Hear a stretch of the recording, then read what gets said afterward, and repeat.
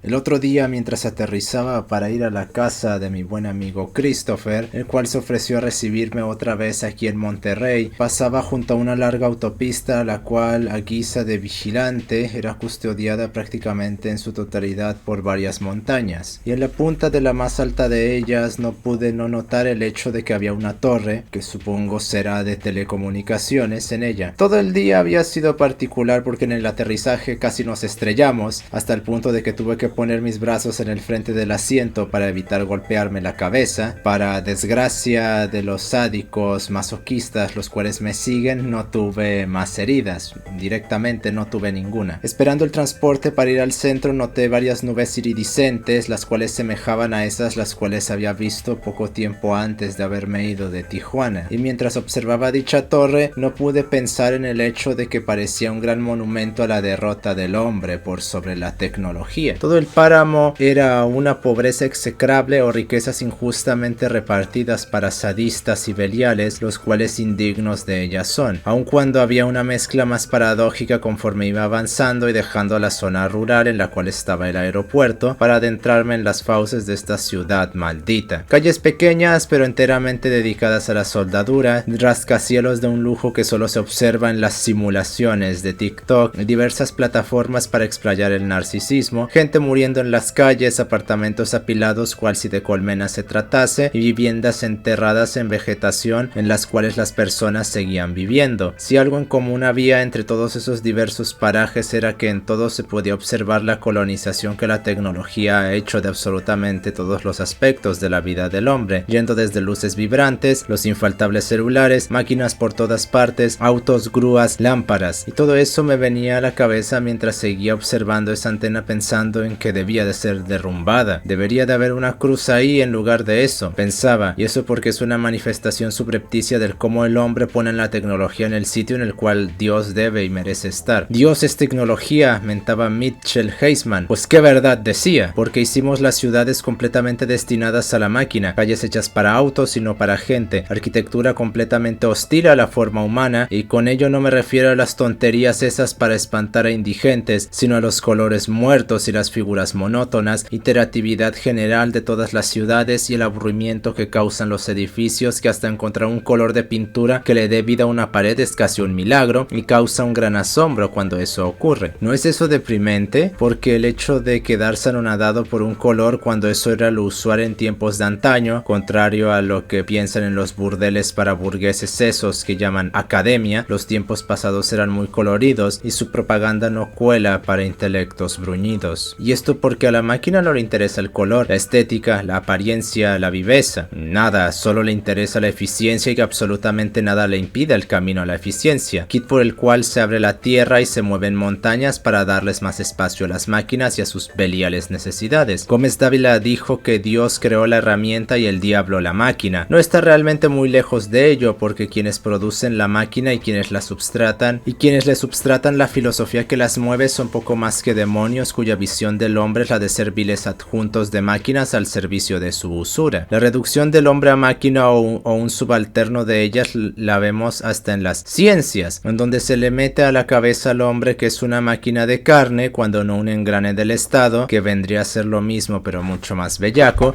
y esto lo exaltan contra las supuestas pseudociencias ya refutadas, las cuales si bien indirectamente reducen al hombre en un contexto investigativo a un animal, no reducen su forma a una lacra objetual como esos venados de la inteligencia. Esta deriva venadil a la cual hemos caído deriva de las ideologías imperantes, que da igual que sean las bestias liberalistas o la marxista parasitaria, ya que palabras menores o no, ambos consideran al hombre un aborto del sistema económico, reduciéndolo a las nadas en las cuales la filosofía disuelve el hombre en pro de ideales estúpidos, acorchatados, como la chabacanería rumiante de miasmas que llaman textos, mismos que escupen cual irremediables en libros, cuya única finalidad es la de fungir como combustible para dar la conflagración que busca iluminar el camino fofo de los remedos de religión que buscan crear, creyéndose deidades sin poder siquiera abatir a un hombre. No pueden abatir sus caprichos y se creen que pueden crear universos. Este culto a la economía que se ha infiltrado desde la filosofía hasta la teología han confirmado las palabras de Caraco: las ciudades se han convertido en escuelas de la muerte, pues ellas muertas están para que nada impida paso al frío y belial metal de la maquinaria y sus delirios candorosos por la eficiencia. Pero la máquina no tiene espíritu y ella es guiada por el hombre, esos hombres que han asumido la labor de los demonios, que como no pueden atacar directamente a Dios, lo mancillan al mancillar su magnum opus, el hombre. Entonces, no bastando con rebajar al hombre a una parodia en la lascivia, lo rebajan también a una parodia de una máquina, porque el hombre jamás podrá igualar la frialdad uniexistencial de la máquina, y al lado de sus tareas queda como una vil lacra que solo sirve para servirle, y tan fácil que es presionar el botón rojo. Y estos olvidan que el hombre no tiene botones, porque su espíritu no se puede apagar. Por muchas mancillas que le impongan y por muchas vilezas a lo cual lo rebajen, el hombre tiene una misión en esta vida, y es la de armonizarse por completo y asumir las operaciones de Dios. Y mientras las máquinas sigan suplantando nuestra potencia y nuestros actos, mientras sigan colonizando nuestras ciudades y nuestras vidas, no pararemos de ser sus esbirros. La máquina debe de volver a ser una herramienta y no puede ni de ninguna forma suplantar al hombre, porque el destino de estas ciudades hechas para máquinas es allanar terreno para que los robots las habiten, porque como ellos asumirán en el futuro la forma de la máquina actual, van a heredar nuestras ciudades, y conforme la máquina siga suplantando al hombre, tanto más de nosotros van a suplantar hasta que lleguen a suplantarnos a nosotros y nos veamos muy candorosos junto al fuego, brazo con brazo, mano con mano, metal con metal, a costa de habernos extinguido de una cruel y muy lenta forma, porque antes de morir vamos a todos ponernos a gritar al unísono, y mientras todo el mundo grita hasta desangrarse la garganta, nadie escuchará a nadie, y así uno por uno nos vamos a poner a gritar hasta la hora de nuestra muerte. ¿Podemos decir eso? ¿Quién dice que no estamos muertos ya? Vivimos en el cadáver de lo que Dios creó, el cadáver del cristianismo, y nada tomó para que los 1500 años de generación se tornasen en 400 años de corrupción, al punto de que el hombre ha caído a esto. Realmente seguimos vivos y no somos nada salvo adjuntos de máquinas. ¿Puede el hombre realmente decir que es algo separado de las máquinas? Muy jubilosos en un éxtasis estarán estas bestias blancas metalizadas al ver los grandiosos monumentos hacia sus personas. ¿Cómo no van a estarlo si gracias a esas antenas estarán cerca de los que quieren? Gracias a esas cruces de metal podrán tener tan cerca como podrán a quienes quieran, pero yo no soy un robot y miro con profundo desprecio esa torre, y no pude esperar el día para derribarla y montar una cruz para que los hombres no se olviden que están bajo el mando de Dios y no al servicio de la fría mirada del acero. ¿Debería acaso, pues, luego de esto dicho, que la tecnología reemplace por completo todo cuanto antes era propio del hombre y en tiempos muy próximos hasta el propio hombre? No debería, puesto que la modernidad inició un pistoletazo de salida pretendiendo usar a la idea de ciencia que había consagrado y una filosofía inventada para tornar al mundo, según el filósofo, para sintetizar ambas en la tecnología, la cual no estaba diseñada para subordinarse al hombre, sino para construir un paraíso en la tierra. El problema con esta idea es que en tanto no se consideraba como algo subordinado al hombre, sino que sus fuerzas motrices eran primordialmente las de hacer de este mundo un paraíso, pero en la medida en la cual el hombre fue separado de Dios y ya no veíamos de arriba hacia abajo, sino de abajo hacia arriba, la tecnología era puesta como el substrato del mundo, a la par que del hombre por derivación, puesto que como el hombre vino del barro y no de Dios, ese mismo barro, que era aún más fundamental que el hombre, puesto que era pretérito en la materia en el orden de su creación,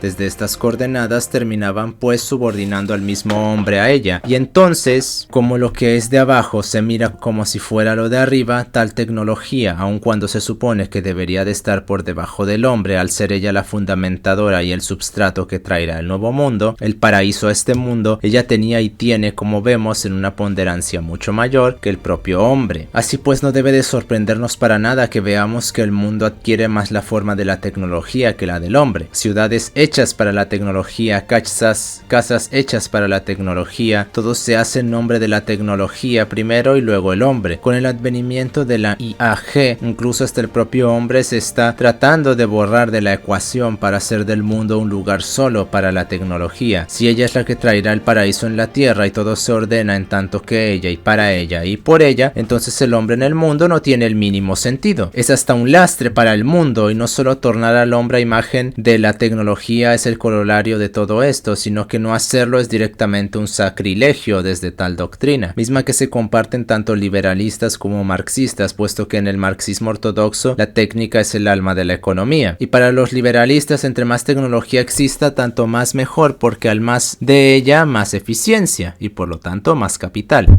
Ambos grupos disgregan y desprecian al hombre, puesto que es limitado, y siguen esas pretensiones de tecnificar al hombre, ya que no lo conciben con dignidad alguna, porque el barro en el cual creen, del cual creen que viene todo, no tiene dignidad alguna, y por lo tanto el hombre tampoco, o incluso menos, porque pareciera que como del barro viene la tecnología, tal barro merece mejor trato que el hombre mismo,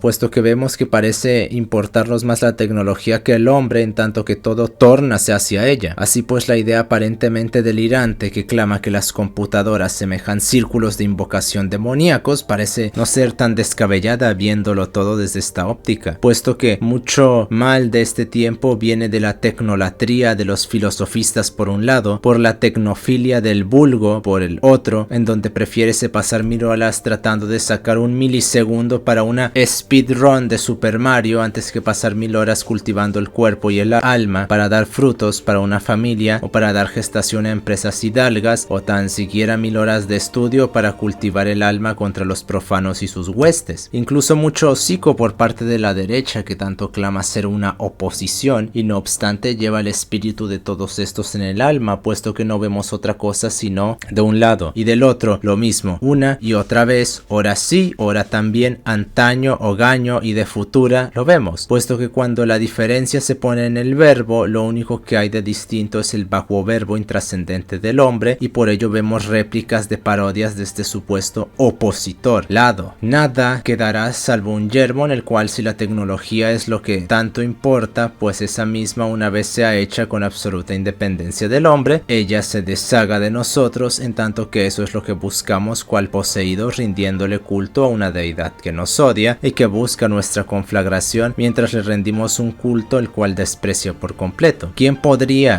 pues podría clamar que nuestra extinción no es merecida bajo sus manos si dedicamos un culto belial a sus manos, si ellas ven solo un arma para cortar nuestra cabeza? ¿Qué delirio hemos creado pretendiendo que podíamos hacerlo mejor? Si la tecnología tiene un uso, este siempre debe de ser para apoyar al hombre en su senda a la santidad, no para suplantar la senda con más tecnología, para absorber e integrar al hombre cual dron en tal senda y hacerlo un esclavo a su servicio eterno de replicarse, ser más eficiente y producir más. El hombre tiene una herida mortal por el pecado original, pero no podemos pretender que cualquier cosa debe de ser un paliativo para tal mal que nosotros elegimos una vez antaño y 1000 veces hogaño, puesto que el pecado original lo replicamos una y 1000 veces en nuestras vidas, ya que tales heridas son una constante del hombre, que en su necedad y su curiosidad termina siempre lanzándose a un despeñadero en el cual termina en una espira de miseria, la cual consagra el cenizal en el cual morará por el resto de la eternidad, puesto que habrá hecho de su alma tal barro, en el cual medra en el yermo, desde donde profiere gritos de piedad inmerecida hacia el vacío que ha hecho del mundo. No podemos llamarnos inocentes, puesto que no merecemos tal título, pero pocos son esos los cuales consagran en la carne a los demonios como para ser llamados indignos de la redención. Pero que nadie pretenda que ella será calma, puesto que deberá de pagarse un gran precio, y toda esta especie no verá la luz de Dios antes de mirar como de las nubes que alguna vez dieron el agua con el cual dar vida a las cosechas, llueve la sangre de su prójimo que fue derramada en la tribulación que sus manos consagraron en los actos de purificación del mundo. O, claro está, puede alguien venir a decirnos que metiendo papelitos en una urna lograremos sanar al mundo. Solo no se lo olvide el que clama eso de que ahora no son papelitos, y cuando se dé cuenta de qué es, entonces puede venir a mirar desde aquí la lluvia de sangre.